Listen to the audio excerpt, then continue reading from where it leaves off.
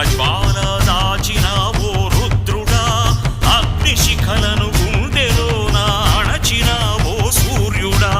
పరశ్వథమును చేతబూనిన పరశురాముని అంశవా హింసగణ జగధ్వంస రచనను చేసిన